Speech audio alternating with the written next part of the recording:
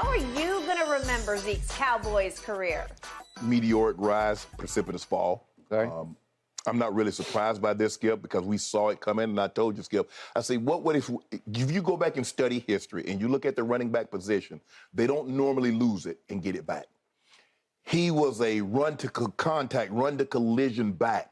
He wasn't a guy that dodged tackles. He wasn't a guy that ran out of bounds and preserved himself, Skip. He was running to contact. He was a collision, a high collision back. And over the years, Skip, if you look at it, you talked about 108 and then 98 and then 90 this and then boop, boop. Every single year for 7 years, it fell. It fell. Yeah. And to the point that it went to 50. Even as the games increased, he couldn't crack 1,000 yards because the average yards per game had dipped so low. And now the yards per carry had dipped so low.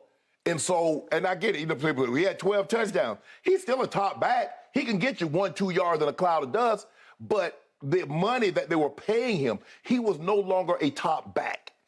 And I don't know, I'm not in the locker room, but everybody talks about how great he was in the locker room. Clarence Hill Jr., who follows that team, who knows that team very well. He does. Talks about how great Zeke was in the locker room. His teammates speak. Skip, Jerry Ben knew he probably should have released Zeke. Yeah, I think and when I believe Jerry, I don't believe a whole lot Jerry says, but I do believe in this. Yeah. When he said this was a very, very tough decision for him, I actually believe that, Skip, because we saw the writing on the wall ever since he got the big deal, that he wasn't the same back he was his first 3 years in the league.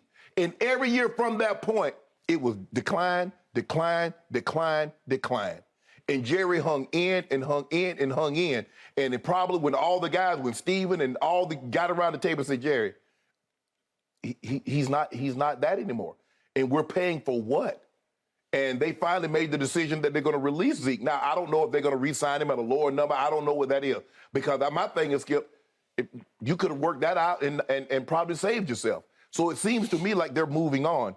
But it was what could have been. Because his first there was no question, his first 2 years in the league, he was the best back in football.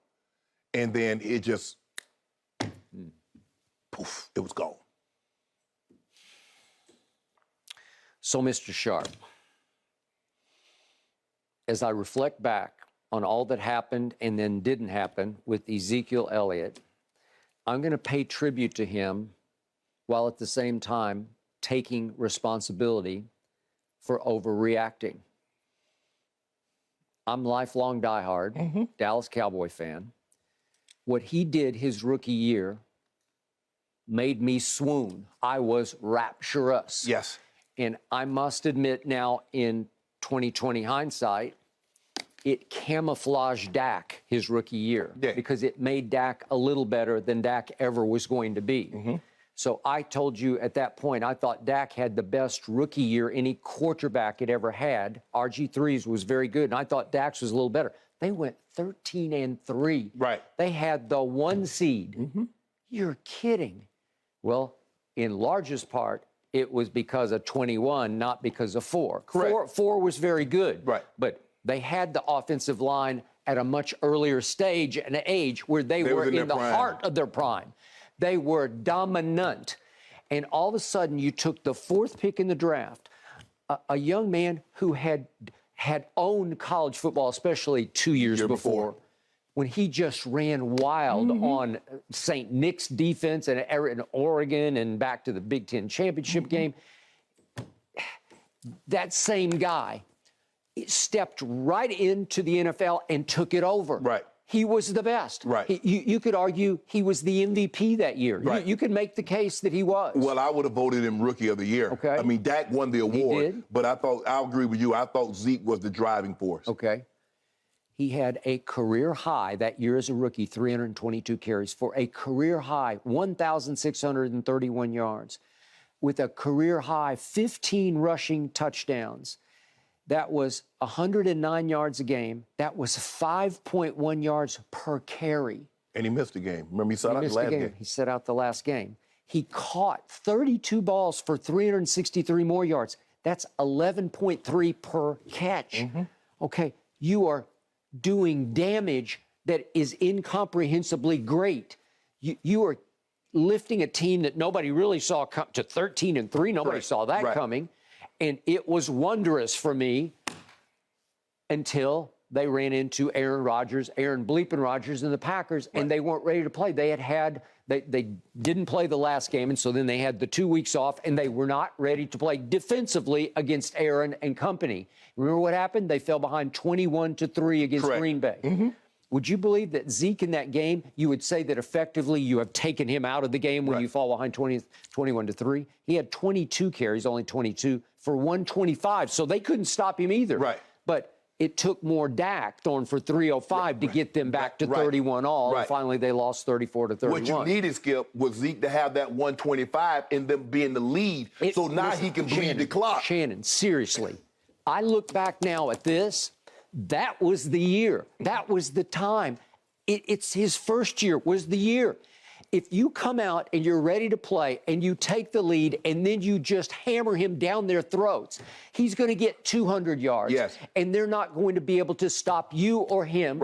And you're going to win that game, and you're going to host the NFC Championship game. And I don't know. Could you keep, if you were ready to play in the next game, could you go win the Super Bowl? Sure, you could go win the Super Bowl. It's possible because he was that great. Well, then the next year, he's got issues hanging over his head the whole year. And finally, he goes for 6 games. He is gone. Remember, Jerry fought back the Lisa Friel. Lisa Friel. Remember that? But it was the girlfriend, his previous girlfriend, had alleged, I'm going to read it here, multiple instances of physical violence against her. And Jerry Jones at the league meetings went up to Lisa Friel of the NFL and said, there's nothing there.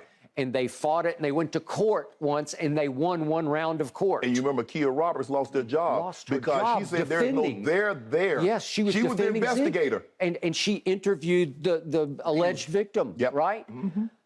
And 2 police departments investigated and said no charge. No charges. So Zeke had 3-0 in his favor, and somehow he still gets 6 games. He got 6 games, and it just took the life out of that team. It did, absolutely. So it fell back a little bit, but it's still yards per game. He led, and then he led again in yards per game the next year. And finally, it's a contractual impasse, and he goes to Cabo, and he's running in the sand, and all of a sudden, Jerry caves in just before the season started and said, I give him his money.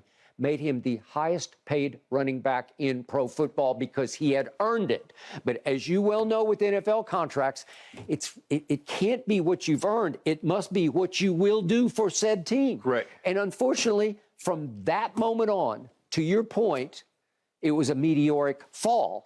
Because, Shannon, in my career, I have never seen a running back hit the wall even harder than he used to hit the hole. Just he got his money and he hit the wall because he was a shell of himself the next 3 years. And then I saw a great stat this morning.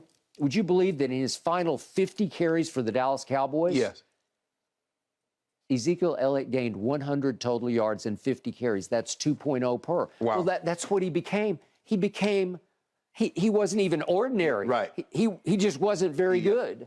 And they continued to feed the beast. They continued to feed Zeke. Because look at the carries last year. He still got 231 carries to Tony Pollard's 193. And he still did catch 17 more balls to Tony Pollard's 39. So in overall touches, it was 248 for Zeke last year to 232 for Tony Pollard. My point is, because Jerry loved him, I think the team fell in love with him, that they continued to hang their hat on Zeke like he was the game plan. He is the driving force of a team. Well, you can't do it anymore. No.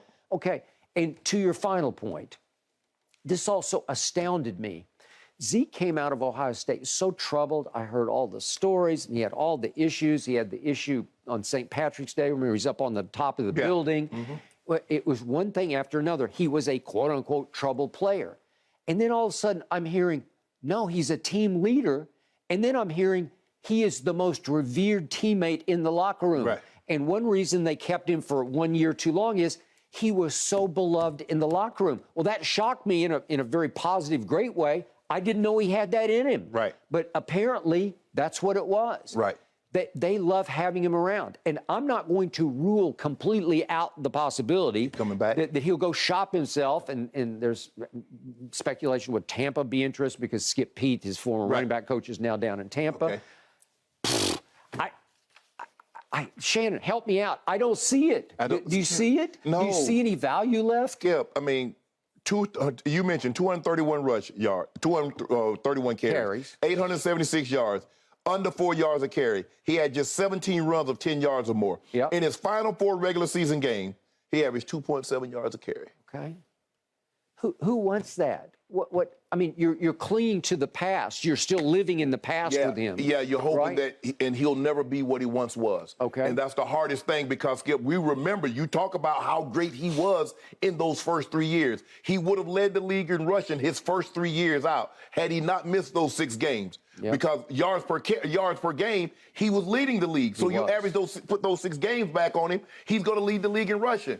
And Skip, it just is like he stepped off a cliff. Yeah. He was never the same back. Yeah. And backs don't lose it and regain it. Okay. So is there a way he shops himself, no takers, and Jerry loves him like a son and says, at a very reduced rate, at a veteran minimum, right, we would take you back as our backup back. But you're going to have to be the backup, and your carries are going to have to reverse where Tony's going to get the majority. So let him be your short yardage guy to goal line, like a Jamal Williams in Detroit, where he had, because Zeke had he had 12 touchdowns. Skip. He did. He's still pretty good, and he's for what it's worth, blitz pickup, there's nobody better. Yeah, absolutely. Okay. That might be a possibility, Skip, but he was never going to recapture what he once was. Yeah. And you could see it. And I know you held out hope, like, I think he's going to bounce back. Everybody's talking about he's in great shape. Well, I thought just for the money, it's like a contract year. Yeah. Because it was a contract year because you could see what was coming. They don't owe him any more guarantees. Right. So he is so cuttable after this year, even though there was 1 year left on the deal. Yeah, but Skip, even though you want to, if it's not in your body, it's not in your body. It had been robbed, because you mentioned 330-something carries as a rookie. So he was a guy that was getting the ball, and it wasn't like he was Barry, like he's dodging people. He just runs through. Yeah, he's running. Those are collisions. Were they? So did you read Jerry's statement that he made? It says, glowing a tribute as you will ever hear from Jerry Jones. Zeke's impact and influence is seared into this Cowboys franchise in a very special and indelible way. He has been a consummate professional and leader that set a tone in our locker room, on the practice field, and in the huddle. Zeke defined what a great teammate should be. Well, this is... Whew. Yes. Okay, that's why he was still there last year and was featured. Yes. As he was the starting running back. And Jerry, we talked about, no, Zeke. Zeke's going to start. Zeke's going to eat. Zeke's going to be our feature guy. So it goes to show you, without saying, that what Jerry thought of Zeke, because he was still, even as many people, reporters, fans, wanted Tony Pollard to start, Jerry said, no, Zeke's going to start. And Zeke's going to get his carries.